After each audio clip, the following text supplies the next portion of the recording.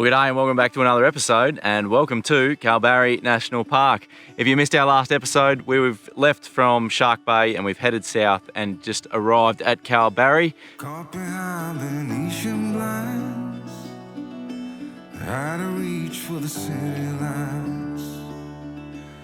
This ain't where I belong. Hey, look at me, man, what I've become.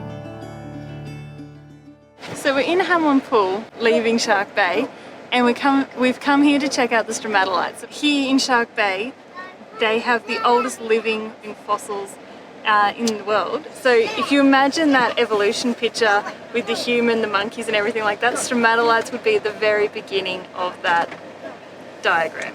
So there was a cyclone here, there was a boardwalk, the boardwalk's damaged. The boardwalk was awesome, I've been here before. You get right out over them and you can see them and everything, but it's bloody hot today. It's 42 degrees and the boardwalk's shut and there are an immense amount of flies. It's been blowing from the east recently, the last day or two.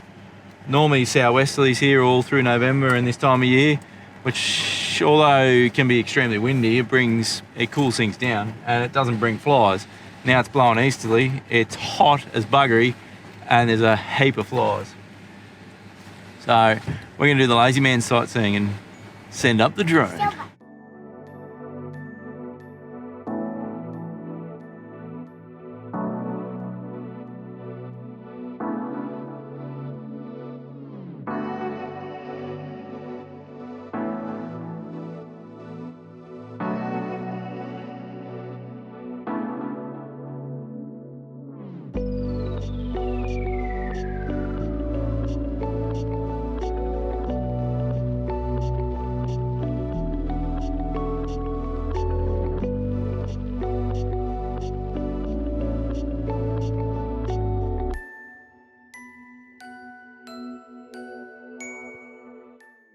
There you have it, Stromatolites, making this place World Heritage listed.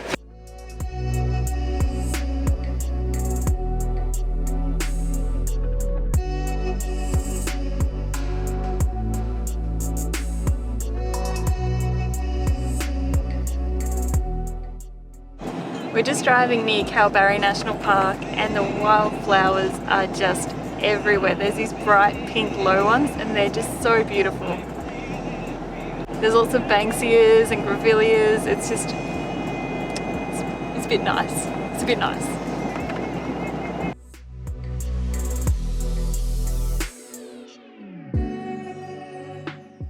We're back down in Kalbarri National Park now. First cab off the rank is going to be Skywalk. Been excited about this one, can't wait to check it out. Read heaps about it, seen all the Insta photos. It's time for us to have a go at this one.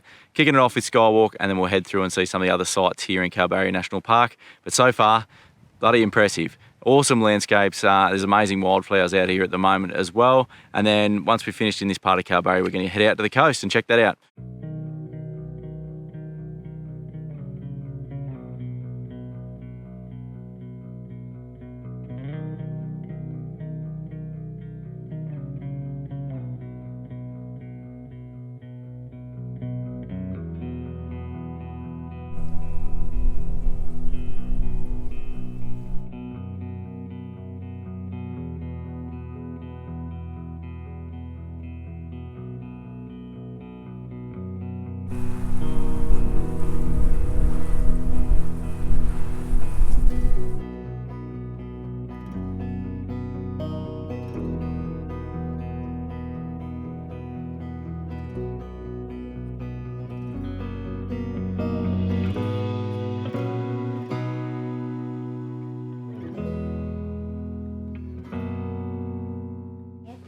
This is definitely worth a 150-meter walk. This is insane. I feel like I'm a bird just hundreds of meters up.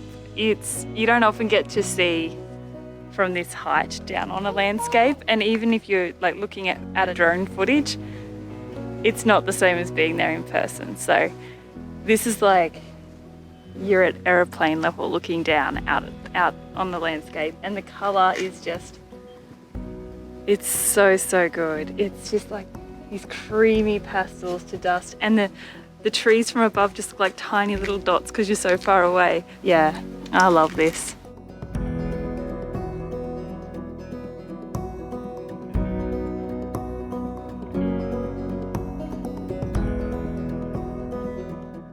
Yeah, it has this filthy moustache. This is gonna have to go, I think. I've just seen it in the camera and I'm, holy smokes, look at that. Who'd put that on your face? It's 70s porn star. Yeah, it is a bit porn star. Oh, I think it's just an awesome installation. I mean, we've seen heaps of photos, like I said, before we came here and everything. Everyone Instagrams the hell out of it, but I can see why now. It's just, what an awesome idea and a way to sort of engage with the landscape and to get a different perspective, like Liz is saying, to what you normally wouldn't get to see. It's a cool way to appreciate the landscapes.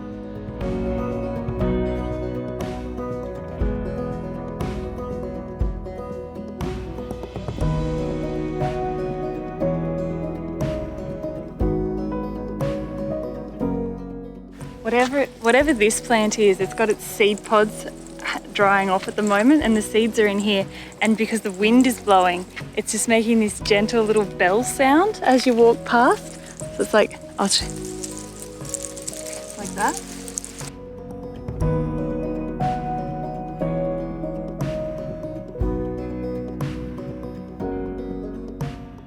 Whoa, they look like huge marshmallows. They do look like huge marshmallows. I love that. This is like beautiful stuff. Marshmallows. Okay. Wowzers, there's like a giant, big, pull apart. What do you say? Thanks, Dad.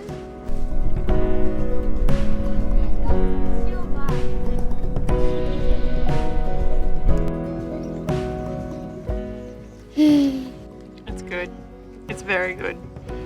This is yummy. Yeah, $4 from Kalbarri Bakery. Ah, can't go wrong.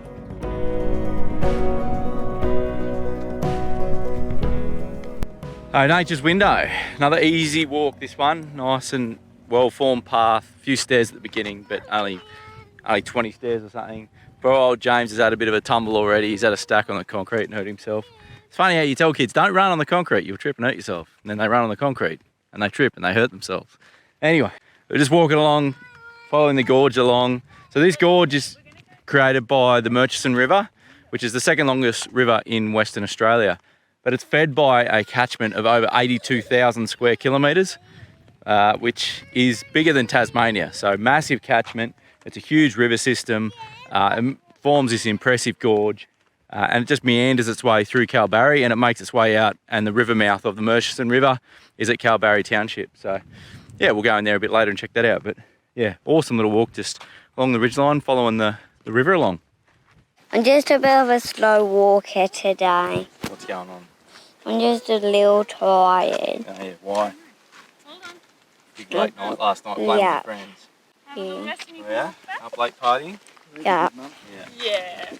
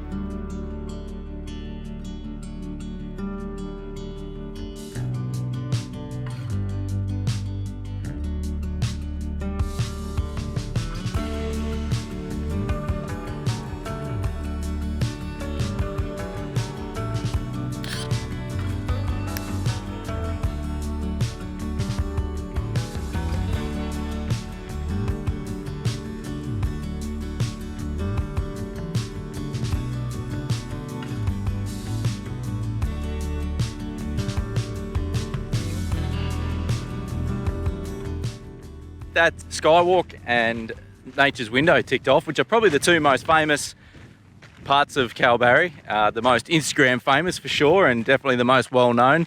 They're the two that we'd heard about. So that's them done, and now we're going to Zed Bend, which we hadn't heard about, but apparently it's quite good. So we're gonna go and check it out. I've got to say, sometimes when you, I don't know, when you've seen a lot of a place or you know a bit about a place before you get there, it can be a bit underwhelming when you get there. This is the complete opposite, I've got to say. I had pretty low expectations for how impressive it was going to be, just because I felt like I'd seen it all. You know, I've seen it on YouTube channels and Instagram and everything like that, but it definitely lived up to the hype, I've got to say. I think it's really, really beautiful. I think a lot of that is the foliage and just the layout of the national park, where the hikes are, you're always looking at something spectacular. Like, you're always looking down onto a gorge or into the river, or, you know, across a bed of wildflowers. So it's really well laid out in that regard, sorry. Yeah, and all the pathways and everything are really well formed, and it's it's a very accessible park. It's 2-wheel drive access everywhere, really good roads, good car parking, really good, well-maintained trails and facilities in general. So I think from that point of view, it's a really nice place to visit. Just no camping, which sort of surprised us a little bit. It's probably one of the first national parks, to be honest, that we've come across that doesn't have camping. We're not sure why. There's a lot of caravan parks in Kalbarri, but that's not really our scene. So we're going to show you once we leave here where we've decided to stay. We've just spent a couple of days out there just chilling out before we came out to Kalbarri. Because when we drove past, you can't bring caravans in here either. We actually drove past the national park the other day on our way in, and yeah, there's no caravan access at all. You're not allowed to bring them into the park. I'm not 100% sure why. They have long vehicle parking and plenty of room. Maybe it gets busier in the peak periods and that's not practical, but anyway, you can't tow any trailer of any kind in here. So yeah, so we didn't bother coming in here the other day, but now we've come back to check it out. And yeah, the kids are absolutely knackered because we met a couple of other travelling families while we've been out out where we've been camping at the campground, and the kids have been having some big days and some late nights. So I've got James on my back for this one, and Harrison's struggling, so Liz has just gone back to give him a hand, a bit of encouragement. We've thrown him a little snake lolly each to try and give him a bit of an energy boost just to get through this one. This will be our last one for today, so let's go smash this one out and see what Zed Bend is all about.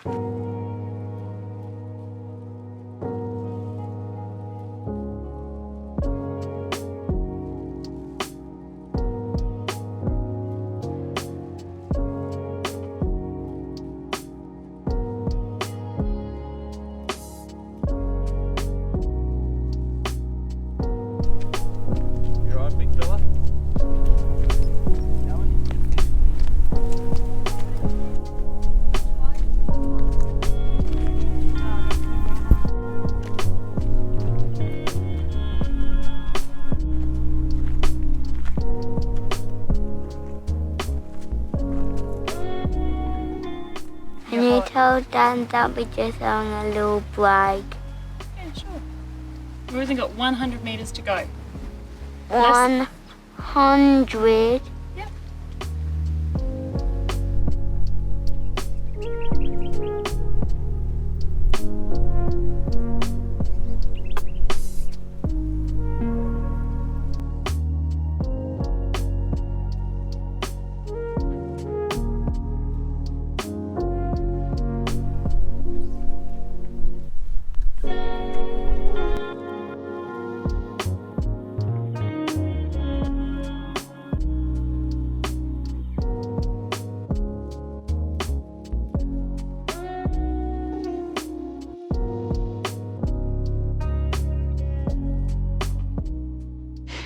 Yeah, be prepared that if you do want to do some of the big hikes, you do have to be here before 7 a.m.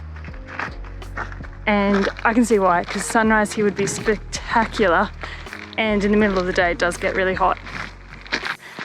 I would actually do the day in reverse to what we did. I would do Zed Bend first because it's the biggest hike, and then do the 2 short walks, whereas we've done the 2 short walks and it's now a bit hotter, and we've left the big hike for the end. And if you're here during peak season at Skywalk, there's a cafe, and then you can treat yourself to something nice there to end your time and then zoom on out to either Kalbarri or wherever you end up choosing to stay.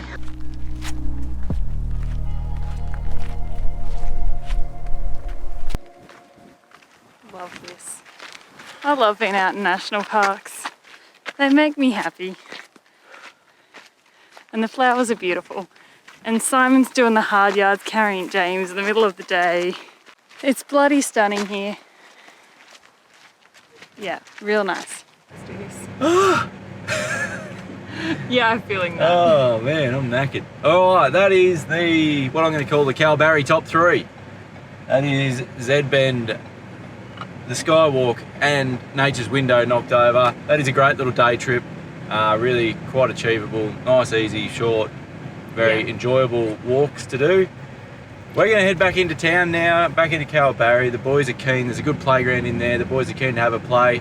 But on the way back into town, we're going to give you a little bit of a look at some of these flowers that we've been talking about. Some of the wildflowers and some of the awesome vegetation and the diverse vegetation that makes up the Kalbarri National Park. It's more diverse than a rainforest, I just read on a sign, so there you go. There you go. I'd believe that from being here.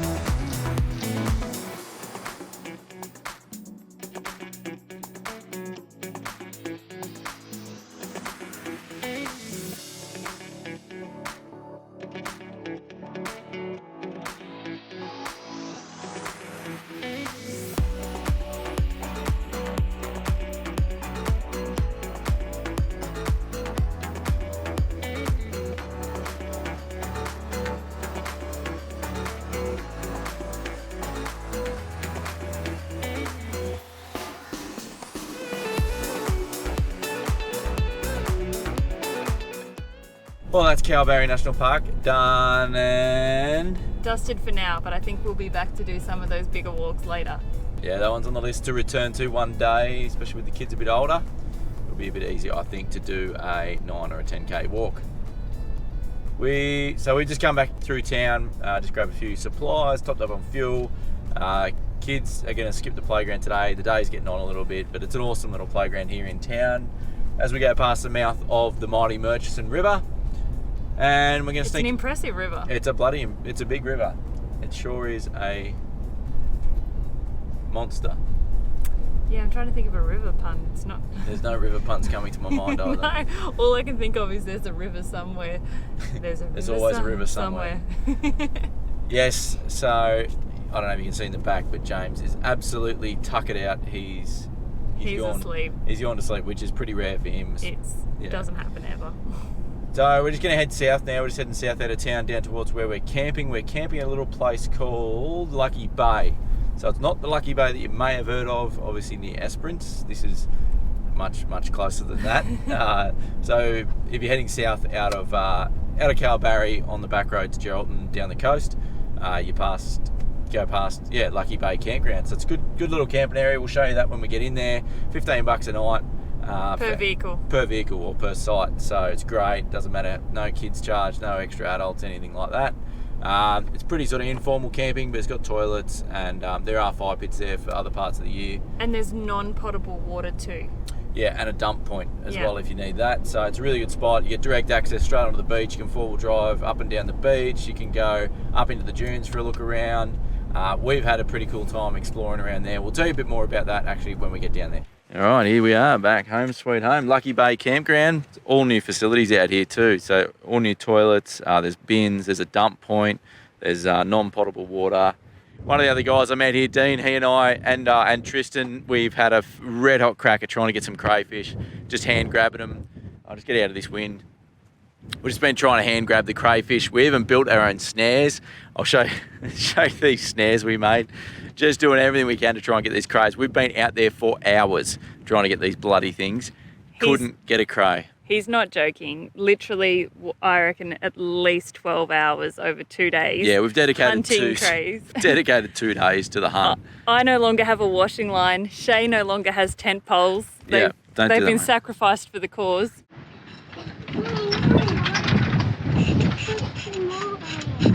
So we've been out and we've found a few cray and well, no, we won't name the location.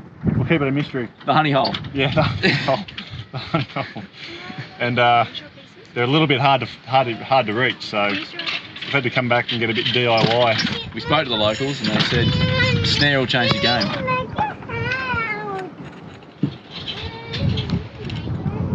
It was nice to know that we weren't the only ones struggling out there though.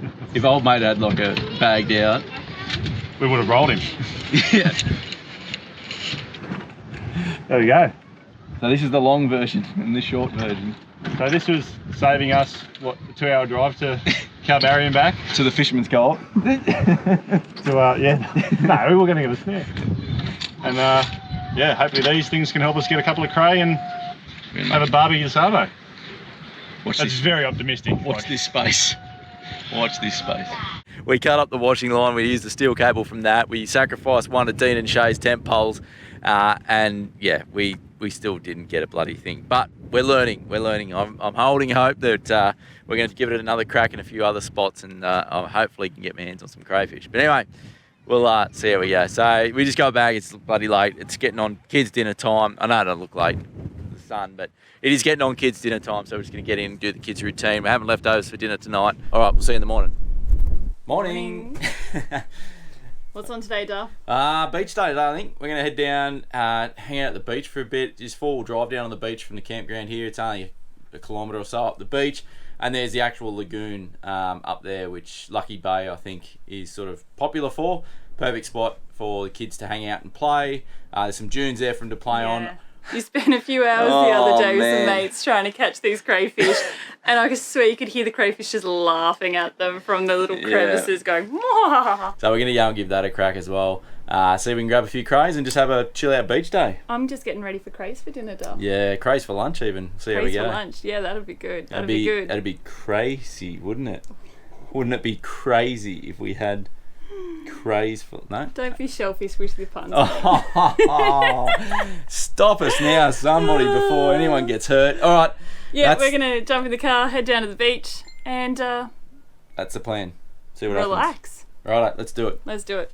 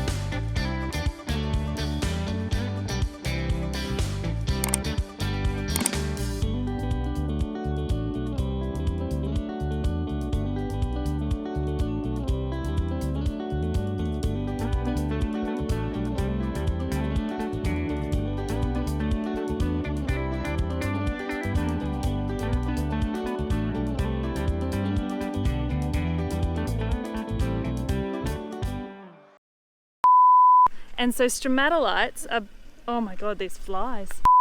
But basically, if, I'm getting back in the car, these flies are horrendous. So we've come here to check them out, and what do you know? It's not worth it. It's not worth it. I